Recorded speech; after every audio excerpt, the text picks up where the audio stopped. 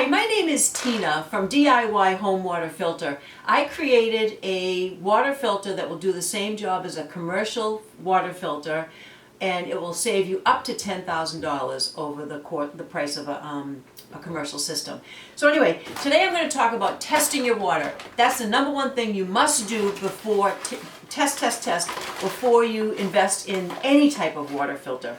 And there's three ways. This is stuff that I bought on you know where, that you can do it at home. I don't recommend any particular company, but this is a home test kit, and this is for lead and iron, and this is total salt, whatever.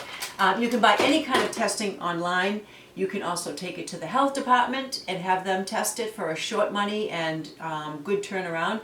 And you can take it to a licensed commercial company, and they charge a lot more, but a lot of people use them because they feel safe. So anyway, please test your water and make sure that it's safe for your health and your home. Thank you.